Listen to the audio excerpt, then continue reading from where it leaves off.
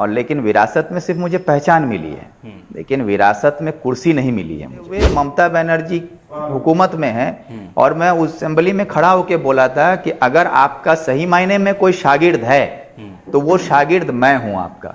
अच्छा। जिसने आपको 34 साल लेफ्ट फ्रंट के खिलाफ लड़ते हुए देखा है और आपके बारे में पढ़कर जो जाना है उसकी मैं इज्जत करता हूं, और आपके रास्ते पर चलने के लिए वाहिद एक शख्स अगर कोई है तो वो मैं खड़ा हूं।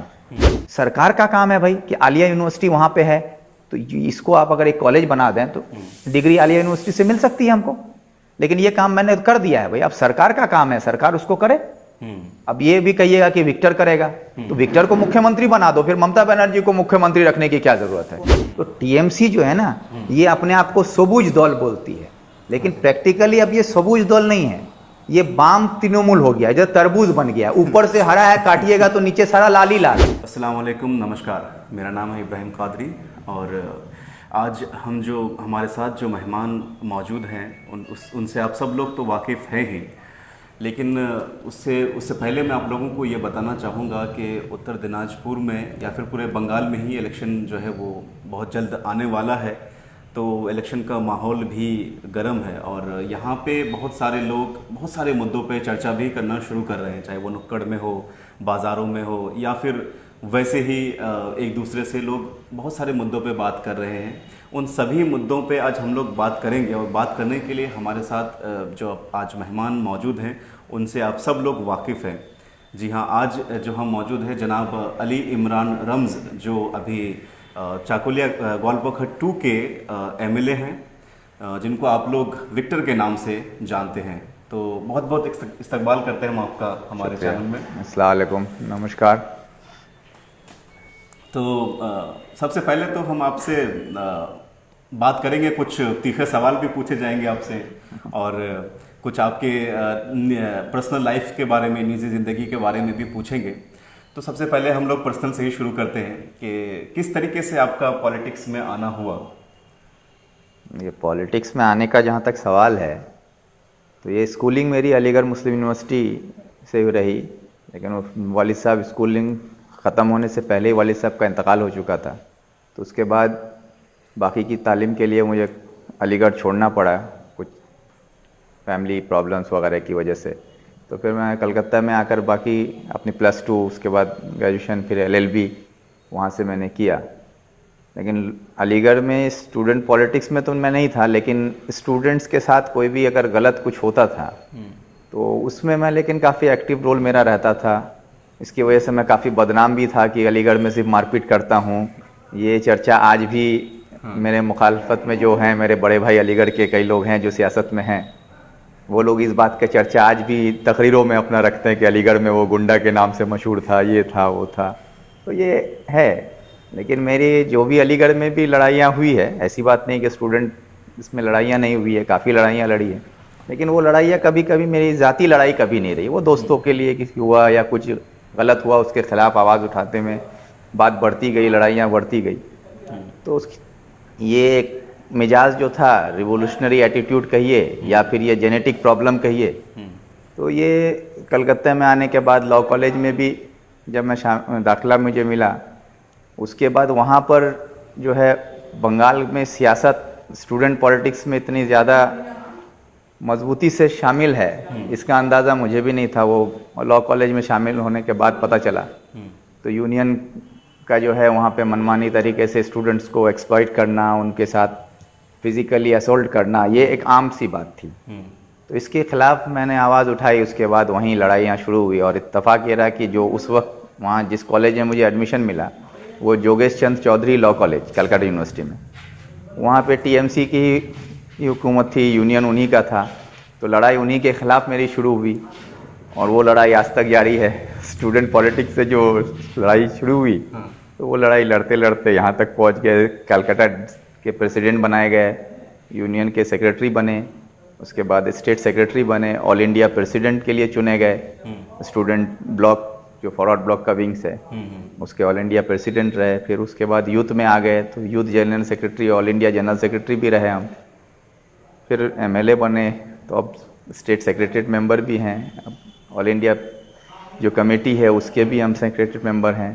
तो अब मतलब एक पहचान स्टूडेंट से लेते हुए अब नेशनल लेवल तक हमारी पार्टी में एक पहचान बन गई आप लोगों की दुआ से। तो कहीं ना कहीं ये कहना है कि मतलब खुद से ही आपने बचपन से ही एक एटीट्यूड था कि हाँ, लीडरशिप जो है वो करना है आगे चल के।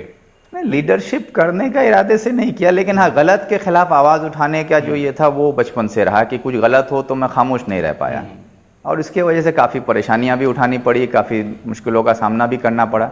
लेकिन ये रहा कि अल्लाह ताला ने वो कुव्वत दी कि मैं कभी पीछे मुड़ के नहीं देखा, कि आगे बढ़ता गया।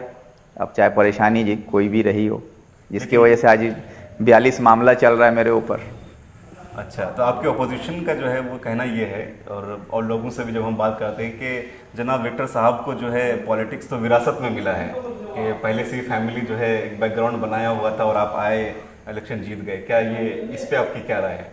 देखिए, अगर जिन लोगों का ये कहना है तो मैं कहूँगा ये उनकी बदकिस्मती है कि उनके परिवार में कोई भी एक स्टैब्लिश्ड या रिनाउंड पॉलिटिशियन नहीं रहे, तो ये उनकी बदकिस्मती हो सकती है। अब मेरी खुशकिस्मती है कि मेरे वालिद साहब सियासत में थे और वो अपनी एक पहचान बना पाए इस इलाके में। तो अब उस घर में मैं पैदा हुआ, तो अब अगर उनकी पहचान विरासत में मुझे मिली है तो इसमें तो मेरा कोई कसूर नहीं है।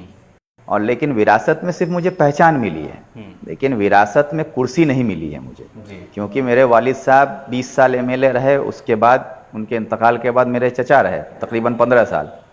उसके बाद चचा हारने के बाद यहाँ पे कांग्रेस की मजबूत कैंडिडेट के तौर पर दीपा दास मुंशी आई। उनके हस्बैंड प्रियरंजन दास मुंशी सेंट्रल मिनिस्टर थे। उस वक्त वो बीमार हो गए, फिर बाई इलेक्शन में वो एमपी के इलेक्शन में वो चली गई, फिर यहाँ चुनाव हुआ। इस चकलिया विधानसभा जो आज है वो पहले ग्वालपोखर हुआ करता था। ग्वालपोखर में 37,000 वोट से वो लीड की थी, और 37,000 से हारे हुए सीट पर बाई इलेक्शन लड़ने के लिए मुझे चुना गया, क्योंकि मेरा स्टूडेंट पॉलिटिक्स था। मैं एक्टिविटी पूरे स्टेट में पॉपुलर हो चुके थे। जो उस वक्त हमारे डिफेंस मिनिस्टर हुआ करते थे प्रणब मुखर्जी, जो आज नहीं हैं, राष्ट्रपति भी रहे, वो उस वक्त इंडिया के डिफेंस मिनिस्टर थे, और मुखर्जी कमीशन रिपोर्ट को पार्लियामेंट में चर्चा करने से उन्होंने रोक दिया था। तो मैं इंडिया के डिफेंस मिनिस्टर पे कलकत्ता में हमला किया था, और ये BBC वर्ल्ड न्यूज़ में आया था कि डिफेंस मिनिस्टर पर, इंडिया के डिफेंस मिनिस्टर पर इंडिया पर हमला हो रहा है। और वो हमला करने वाला कोई नहीं था, वो एक वाहिद शख्स मैं था जो उनके जेड सिक्योरिटी को तोड़ते हुए उनके ऊपर काला झंडा लेके मैं कूद गया था। तो ये पॉपुलैरिटी वहाँ से गेन करने बहुत शॉर्ट टाइम में एक ऐसा इंसिडेंट हो गया, और क्योंकि हम बहुत ही एग्रेसिव थे कि परवाह नहीं करते थे कि गोली चलेगी या क्या होगा, हम कूद गए उनके ऊपर। अच्छा, तो उसके बाद ये जो BBC वर्ल्ड वगैरह पूरे नेशनल से इंटरनेशनल लेवल पे ये न्यूज़ बन गया। इसमें काफ़ी इंडियन गवर्नमेंट की क्रिटिसाइज़ की गई कि भाई डिफेंस मिनिस्टर अगर अपना डिफेंस नहीं कर पा रहे हैं तो वो देश का डिफेंस क्या करेंगे। ये चर्चा का एक मुद्दा बन गया है। तो उसके वजह से पार्टी को लगा कि नहीं, ये शायद लड़ सकता है। तो काफ़ी चर्चा के बाद यहाँ से भी लोगों ने सपोर्ट किया, यहाँ पर भी कई आंदोलन मैंने किया, जिसका नतीजा आज भी है। जिस सड़क से आप अभी कानकी से होकर गुआगांव जाते हैं, ये लाठी झाड़ू आंदोलन मैंने ही किया था लेफ्ट फ्रंट की गवर्नमेंट में। उसी का नतीजा है कि कानकी से गुआगांव ये रास्ता बना है 27 किलोमीटर का। आपको ब्लॉक के पास जाइए, वहाँ हॉस्पिटल जो देख रहे हैं 1,64,00,000 का हॉस्पिटल, वो लेफ्ट फ्रंट की गवर्नमेंट में मैंने लेफ्ट फ्रंट के खिलाफ वो हॉस्पिटल को तोड़ा था, जिसके आज भी उसका केस मेरे ऊपर दर्ज है। उसके बाद 1,64,00,000 रुपया बुद्धदेव की सरकार ने सैंक्शन किया, तब ये हॉस्पिटल आज 9 ब्लॉक है उत्तर दिनाजपुर में, किसी भी ब्लॉक में इतना बड़ा हॉस्पिटल नहीं है। ये सबसे बड़ा हॉस्पिटल चकलिया ब्लॉक में। ये MLA नहीं रहते हुए ये लड़ाइयाँ मैंने लड़ी है। और आप चले जाइए, आपको ये ब्लॉक के सामने लोग आते हैं, उनके लिए वहाँ पर किसी भी तरह का अगर उनको ज़रूरत पड़े, नेचर कॉल्स का कोई भी प्रॉब्लम हो, तो वो उसके लिए उनके पास कोई जगह नहीं थी। आज हॉस्पिटल के सामने एक वहाँ पर बाज़ाब्ते एक सुलभ शौचालय जिसे कहते हैं, उसका इंतज़ाम किया गया है ताकि कोई भी हमारे इलाके के लोग जाएं, माँ बहनें जाएं, तो उनको वहाँ पर परेशानी नहीं हो। ये सारा मेरा ही उस वक्त का ये आंदोलन का है। तो ये सारे चीज़ को देखते हुए पार्टी ने कहा कि इसको भाई टिकट दिया जाए। तो लेकिन ये जो आपका इस बार टर्म जो है वो तीसरा चल रहा है। जी, तीसरा टर्म चल रहा है। तीसरा टर्म चल रहा है, तो इसमें लोगों का ये कहना है कि इतना वक्त हो गया, लगभग 15 साल, तो इस वक्त में जो डेवलपमेंट जो रफ्तार से होना चाहिए था, हमारे पास एक यंग लीडर था, एक यूथ है, बार बार वो यही कहते हैं कि नहीं, अपोजिशन की सरकार है वहाँ पर, हम तो अपोजिशन लीडर हैं, तो इस वजह से डेवलपमेंट नहीं हो पाता, ये एक्सक्यूज देते हैं आप, या फिर नहीं क्या मैंने वजह है? मैंने ये एक्सक्यूज़ कभी नहीं दिया कि अपोजिशन में हूँ इसलिए डेवलपमेंट नहीं हो रहा है, क्योंकि डेवलपमेंट का जो एक गवर्नमेंट प्रोसेस है, डेवलपमेंट एज इट इज़ अपने प्रोसेस पे ही होती है, चाहे गवर्नमेंट किसी की भी रहे। जब यहाँ पे लेफ्ट फ्रंट की 34 साल हुकूमत थी तो करीम चौधरी साहब इस्लामपुर में हमेशा से अपोजिशन के एमएलए रहे, तो इस्लामपुर जो है सब डिवीज़न का डेवलपमेंट नहीं हुआ है। इस्लामपुर में 34 साल में बामफ्रंट के वक्त में म्यूनसिपलिटी का डेवलपमेंट हुआ वहाँ पे, वहीं पे सारे चीज़ें जितने भी सब डिविजनल ऑफिस हैं आज आपको इस्तेमाल करने को मिलता है, वो सारा तो लेफ्ट फ्रंट के वक्त में बना है।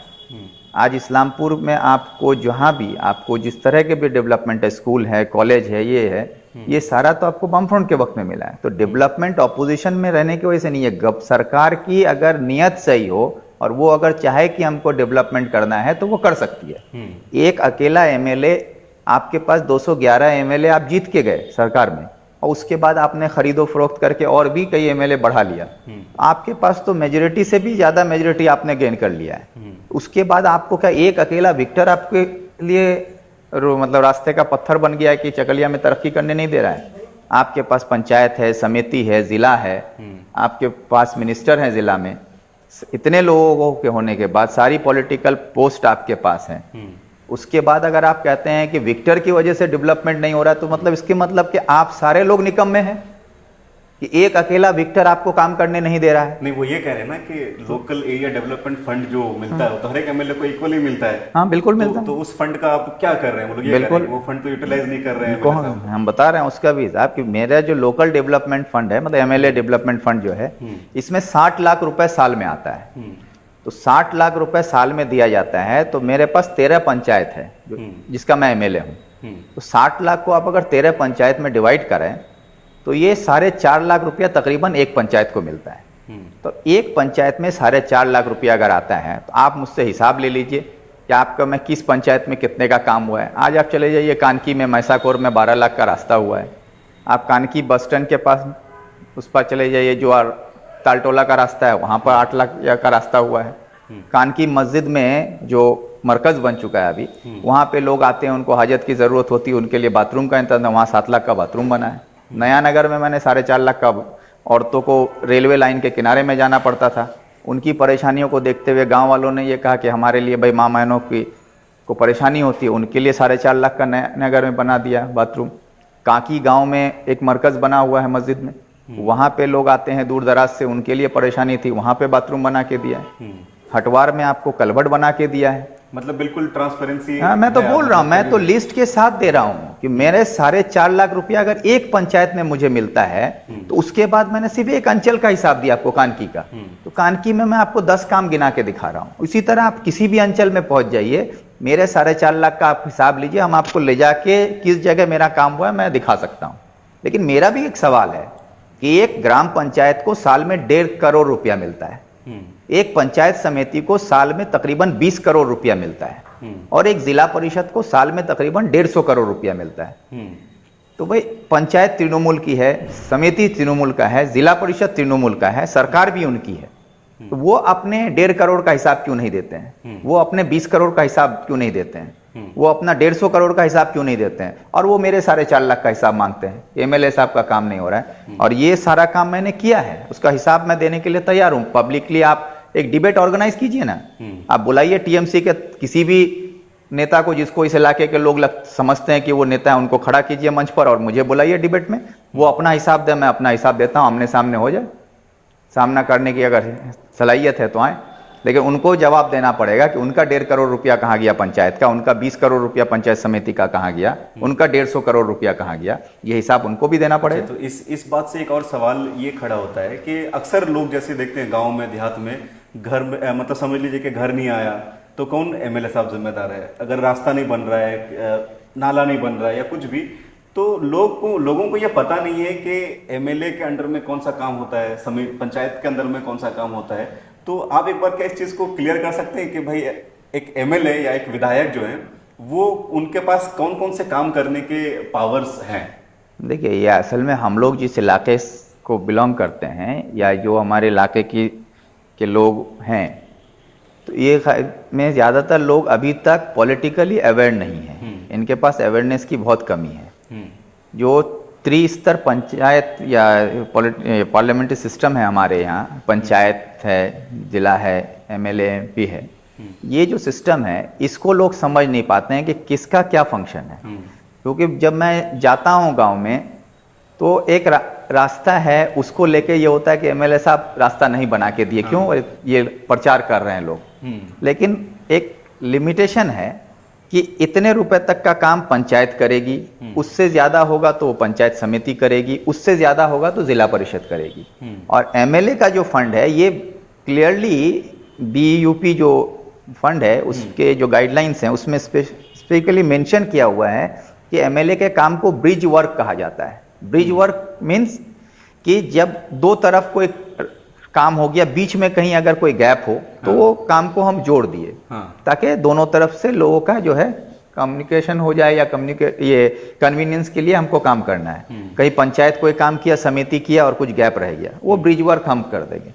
तो इसलिए हम लोगों को एक लिमिटेड फंड दिया जाता है जो 60 लाख रुपए है, जो कि अदर स्टेट में बहुत ज्यादा है, लेकिन बंगाल में बहुत कम है 60 लाख। अदर स्टेट में कहीं 2 करोड़ मिल रहा है कि एमएलए को डेवलपमेंट फंड में, अच्छा, यहाँ 60 लाख मिलता है। अब 60 लाख रुपए में मैंने आपको बताया कि मेरे पास 13 पंचायत है, उसको में क्या नतीजा है मेरा। और उसके बाद टीएमसी की एक हरदर्मी है, या फिर इनके ये कहिए कि ये अपनी मनमानी चला रहे हैं कि भाई पिछले 2.5 पौने 3 साल हो गया मेरा एमएलए फंड बंद करके रखा गया है। एमएलए फंड को रोक दिया गया है, जिसको मैंने जैसे मिर्जापुर में लास्ट दिसंबर मैंने 23 लाख रुपया सैंक्शन किया है मेरे एमएलए फंड से। मेरा लिखा हुआ लेटर में चाहिए तो मैं कॉपी भी आपको दिखा सकता हूँ, वो भी मेरे पास ऊपर रखा हुआ है। बजरगांव और विद्यानंदपुर, भैंस घाटा बोलते हैं उसको, 34 लाख रुपए का एक ब्रिज वहां पे मैंने किया है कि ताकि 2 पंचायत को अगर जोड़ दिया जाए तो उसका बेनिफिट है कि उधर पनिया बाजार लगता है, पनिया बाजार में इधर के लोग जाएंगे तो उनका भी बाजार बढ़ेगा, और उधर के लोग अगर शमशपुर बाजार आ सकते हैं, जनता हाट आ सकते हैं, उनके अगर कन्वीनियंस हो जाए उनके लिए तो वो अपने फसल वगैरह यहाँ ला सकते हैं, तो उनका भी बाजार बढ़ जाएगा, लोगों की आमदनी बढ़ेगी। कुछ ट्रांसपोर्टेशन का जो काम कर रहे हैं, जो लोग रिक्शा चला रहे हैं, ठेला चला रहे हैं, टोटो चला रहे हैं, उनको भी 2 पैसा आमदनी होगा। तो उसके लिए वो 34 लाख रुपए मैंने सैंक्शन किया, वो मेरा दोनों ब्रिज को करने नहीं दिया जा रहा है। 8 महीने 9 महीने हो गए, पैसा पड़ा हुआ है। डीएम साहब से जब मैं कहता हूं तो डीएम साहब कहते हैं आप क्यों परेशान कर रहे हैं एमएलए साहब, आप तृणमूल में आ जाइए। तो ये डीएम, इसलिए मैंने अपनी तकरीर में कहा था कि डिस्ट्रिक्ट मैजिस्ट्रेट मीन्स जो है, डीएम मीन्स डिस्ट्रिक्ट मैजिस्ट्रेट होता है, लेकिन एट प्रेजेंट जो हमारे डीएम है ये डीएम के मायने ही बदल दिए हैं, ये डोरमैट बन गए। और डोरमैट की तरह ये सिर्फ हुकूमत के सामने दरवाजे पे बिछे हुए हैं कि आप जितनी चोरी चकारी करके अपने पैर में कीचड़ मल के आप आइए, आकर मेरे ऊपर पोंछ लीजिए और साफ हो जाइए, आपको क्लीन चिट देके हम भेज दे रहे हैं, ये उनका काम है। लेकिन कहने का मतलब है कि क्या परेशानी है, मतलब अगर डेवलपमेंट के लिए पार्टी बदलना पड़े तो क्या दिक्कत है, मतलब आपके लिए पार्टी ज्यादा महत्वपूर्ण है या फिर इलाके का डेवलपमेंट, यही तो सवाल है लोगों का।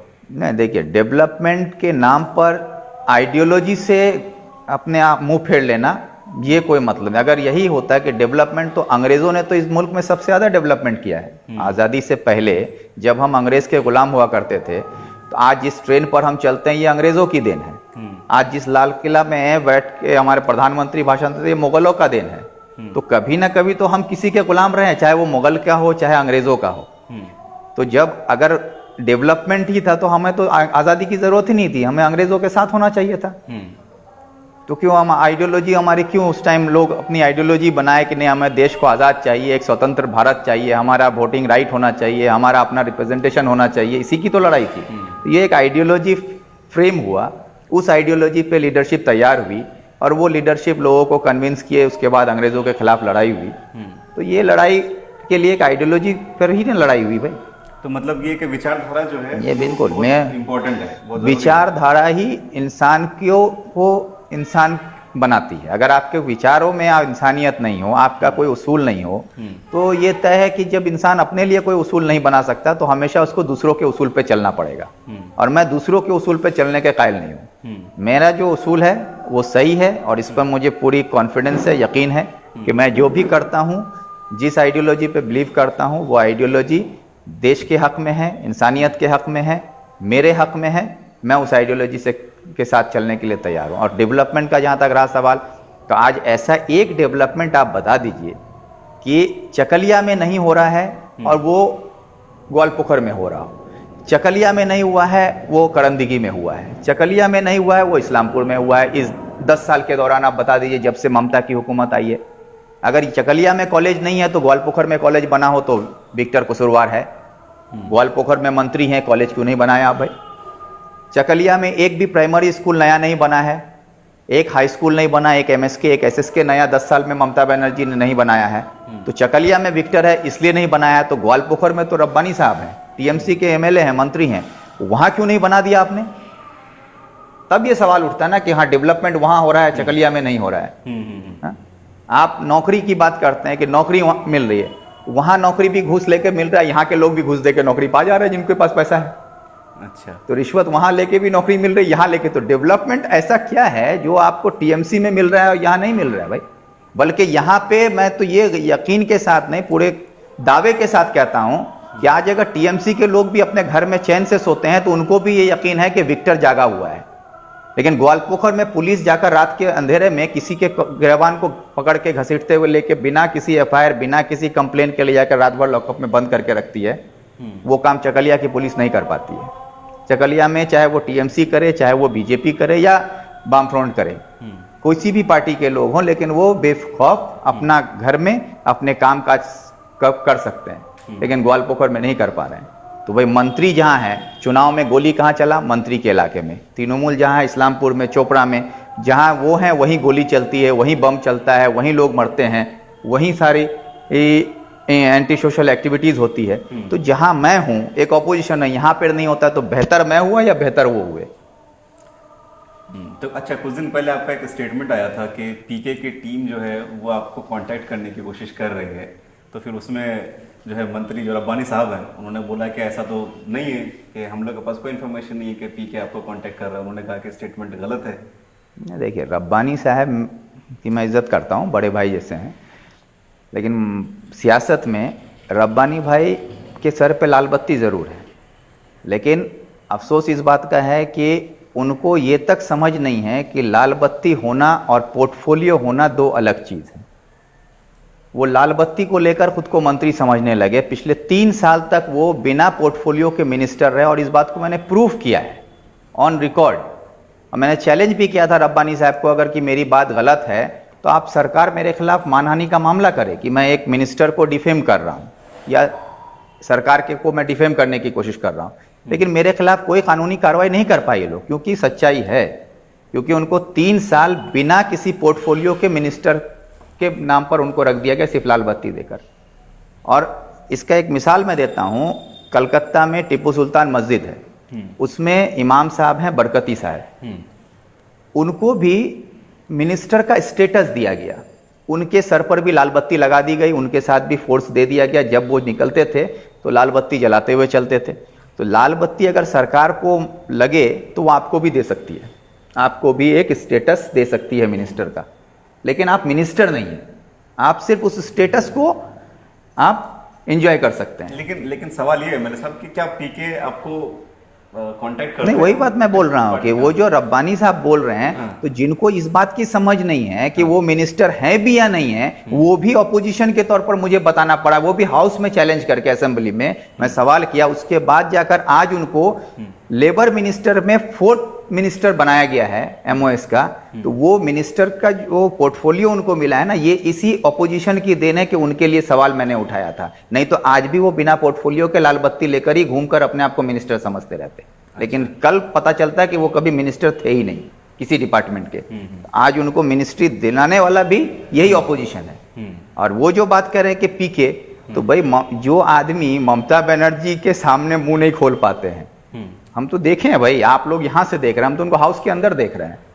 जो आदमी ममता बनर्जी के सामने मुंह नहीं खोल सकते हैं अपने हक के लिए, जब यहाँ कोविड हॉस्पिटल नहीं बनाया गया इस्लामपुर सब डिवीजन, मैंने ये सवाल उठाया, रब्बानी साहब के मुंह से एक लफ्ज नहीं निकला। जब हमारे यहाँ मजदूर जो बाहर फंसे हुए थे, उन मजदूरों को वापस लाने के लिए ममता बनर्जी से जब मेरी बहस हो रही थी, रिकॉर्ड मांगा जा रहा था कि कितने लोग बाहर फंसे हुए हैं, सरकार के पास कोई डेटा नहीं था, उस वक्त उनसे कहा गया। लास्ट में जब सेंट्रल गवर्नमेंट ने ट्रेन सैंक्शन कर दिया, बंगाल से ममता बनर्जी ने मजदूरों को लाने से इनकार कर दिया, फिर बाद में उनको दबाव में राजी हुई, उत्तर दिनाजपुर में कोई स्टॉपेज नहीं रखा गया। उस वक्त भी रब्बानी साहब को हम बोले कि आप इसके लिए बात कीजिए कि कम से कम किशनगंज में एक स्टॉपेज दिया जाए या दलकोला में दिया जाए, ताकि उत्तर दिनाजपुर के लोगों को यहाँ पर उतरने का मौका मिले। वो एक लफ्ज नहीं बोले। जिनके मुंह से अपने इलाके के लिए आवाज नहीं निकलती, ममता के सामने बोल नहीं सकते, वो आज ये कहते हैं कि पीके से विक्टर का कोई लेना देना नहीं या विक्टर से कोई बात नहीं हुई, इसके बारे में मेरी जानकारी में नहीं है। तो आप टीएमसी में ऐसे किस ओहदे पर हैं जो ममता बनर्जी अपना कोई भी फैसला आपको लेके करेगी? आप हैं कहां पर टीएमसी में? आप पहले हमको ये बता, आप टीएमसी में सिर्फ एक रबर स्टैम्प के तरह आपको रख दिया गया है। आप टीएमसी पार्टी के डिसीजन मेकिंग बॉडी में क्या आप हैं? कोर कमेटी में आपको जगह मिली है? आप टीएमसी के किसी भी इंटरनल पॉलिसी मेकिंग जो बॉडी है उनका, उसमें आपको कहीं पर बैठने का जगह मिलता है? यहां तक कि वो मीटिंग होती है, कैबिनेट का मीटिंग होता है, ये दरवाजे के बाहर इन लोगों को बैठे रहना पड़ता है। ये मैंने अपने आंखों से देखा है। ये लोग कैबिनेट के मीटिंग में एमओएस को अलाउ नहीं किया जाता अंदर जाने के लिए, किसी एमओएस को बैठने नहीं दिया जाता है। ये लोग अंदर मीटिंग हो रहा है, दूसरे केबिन में ये लोग को बैठा दिया जाता है। ये है ममता बनर्जी, इनसे पूछ के पीके को भेजेगी।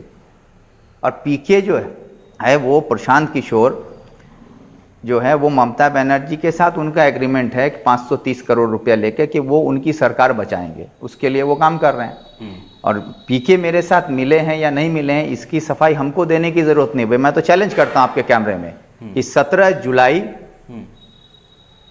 आईटीसी रॉयल बंगाल के दार्जिलिंग कैफे में रात के 10 से तकरीबन 11 बजे के बीच में वहां का सीसीटीवी फुटेज निकाल के आप देख लें। मैं, मेरी वाइफ और पीके वहां बैठकर चाय कॉफी पी रहे हैं या नहीं पी रहे हैं। तो भाई पीके को मैं जानता नहीं था। मैं पहली बार पीके को देखा, सामने से नाम सुना था, अखबारों में पढ़ा था। तो भाई जिस आदमी को मैं जानता नहीं, वो मुझे नहीं जानता, तो वो मेरे साथ मेरे फैमिली टाइम में मेरे साथ आके वो बैठ के क्यों कॉफी पी रहा है भाई? क्योंकि रब्बानी साहब ही कह रहे थे शायद अपने एक भाषण में कि आप जो है उनके फैन हैं, इसलिए मिलना चाह रहे थे उसी वक्त, इसलिए आप लोग गए हुए थे उनसे मिलने। बेवकूफ, यहाँ अल्लाह का शुक्र है कि उनके ग्वालपोखर में उनके अपने रिश्तेदार लोग मेरे फैन बने हुए घूम रहे हैं, तो मैं पीके का फैन बनने क्यों जाऊंगा भाई? और पीके ऐसी कौन सी हस्ती है, ना वो कोई सुपरस्टार है, ना फिल्म इंडस्ट्री का कोई ऐसा हीरो है जो मैं उनका फैन होगा, ना पॉलिटिकली कोई ऐसे रिवोल्यूशनरी लीडर हैं जो उनका मैं फैन होगा। मैं फैन हूँ, मैं नेताजी सुभाष चंद्र बोस का फैन हूँ, मैं सर सैयद अहमद खान का फैन हूँ, मैं मौलाना अबुल कलाम आज़ाद का फैन हूँ, मैं भगत सिंह का फैन हूँ, मैं इस तरह के लोगों का फैन हूँ जिन लोगों ने अपनी जिंदगी कुर्बान की है देश के लिए। मैं ऐसे लोगों का फैन हूँ और मैं इनको फॉलो करता हूँ। मैं ऐसे लोगों को अपना आइडियल मानकर इनके पीछे चलना या इनकी आइडियोलॉजी पर चलना मैं अपना लिए फक्र महसूस करता हूँ। लेकिन पीके जैसे आदमी के लिए जो कि सिर्फ सियासत की बाजार में अपना एक दलाली करने के लिए आया हो, ऐसे दलालों का फैन मैं नहीं हो सकता। जिनकी दलाली जिनकी फितरत में हो वो लोग ऐसे लोगों के फैन हो सकते हैं। तो जैसे बहुत लोग पहले कांग्रेस में थे या कोई और पार्टी में थे, तो आज ये सोचते हैं कि नहीं, चूंकि सरकार जो है हमारी एक टीएमसी की है, तो इसलिए पार्टी चेंज कर रहे हैं, या इस जो पार्टी बदलने का जो ये एक ट्रेंड है, ये एक तरीका है, इसको आप कैसे देखते हैं? या कोई दूसरा पार्टी का आदमी आपके पार्टी में आ रहा है, फॉरवर्ड ब्लॉक को ज्वाइन कर रहा है या कोई सीपीआईएम ज्वाइन कर रहा है, तो ये पार्टी बदलने के चीज़ों को आप कैसे देखते हैं? देखिए, पब्लिक को ये फ्रीडम है कि वो अपना नेता, अपनी पार्टी या अपना वोट किसको दे, ये पब्लिक डिसाइड कर सकती है। लेकिन नहीं, नेता नहीं, हम वही बता रहे हैं, पब्लिक ये डिसाइड कर सकती है, तो पब्लिक को ये पूरी आज़ादी है। लेकिन एक लीडर के तौर पर जब आप एक किसी पार्टी के आप रिनाउंड सो कॉल्ड लीडर कहलाते हैं, तो आपकी ये जिम्मेदारी बनती है कि आप उस आइडियोलॉजी के साथ ही चलें। अब रहा सवाल पार्टी बदलने को किस नज़रिए से देखते, तो मैंने पहले ही कहा कि आइडियोलॉजी के साथ कोई कंप्रोमाइज नहीं हो सकता। अगर मैं ममता बनर्जी की इज्जत करता हूं बतौर चीफ मिनिस्टर, वो हैं एक, वो वजह भी हो सकती है कि हमारे राज्य के चीफ मिनिस्टर हैं। दूसरी, मैं उनकी इज्जत इसलिए करता हूं कि वो 34 साल हुकूमत में जब लेफ्ट फ्रंट रही, उस वक्त वो लगातार लड़ाई करते हुए अपने आप को आगे बढ़ाने की कोशिश की।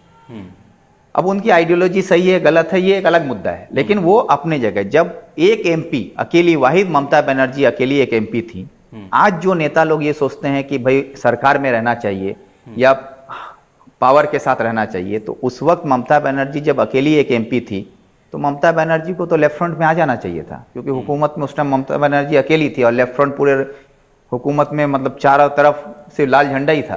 तो ममता बनर्जी क्यों नहीं है? अगर वो समझौता नहीं की तो आज जो लोग उनकी आइडियोलॉजी पर बिलीव करते हैं, तो पहले तो वो हिपोक्रेसी है उनकी कि एक तरफ ममता बनर्जी की वाहवाही करते हैं और दूसरी तरफ उनकी आइडियोलॉजी के खिलाफ आप काम करते हैं। ये सवाल मैंने सीधे ममता बनर्जी से कहा था। कि ममता बनर्जी ने भी एक बार मुझसे मतलब इनडायरेक्टली, कई लोग बैठे हुए थे हम लोग स्पीकर के रूम में, तो उसमें बात हुई थी, तो ये बात आया कि तुम भी आ जाओ, ये हो जाओ, इस तरह से तो मैंने ये कहा था कि आज आप इस तरह की बात मेरे सामने क्यों रख रही हैं? इसलिए क्योंकि आज मेरी पार्टी कमजोर है, लेफ्ट फ्रंट की हालत खराब हो रही है, इसलिए आप ये बात या आपकी पार्टी ये बात मुझसे कहने की हिम्मत कर रही है। तो यही सवाल मैं आपसे पूछता हूं कि जब आपकी हालत खराब थी, आप अकेली थी, तो उस वक्त आप हमारे साथ क्यों नहीं शामिल हो गई? तो जिस रास्ते पर आप नहीं चली, तो आपको मॉरली कोई राइट नहीं है कि आज आप उस रास्ते पे चलने के लिए आप हमको बोले। अच्छा, तो कहीं ना कहीं आप ममता बनर्जी को एडमायर भी करते हैं? बिल्कुल, हम तो ये ऑन रिकॉर्ड है भाई। ये तो किसी भी ऑपोजिशन पॉलिटिक्स में शायद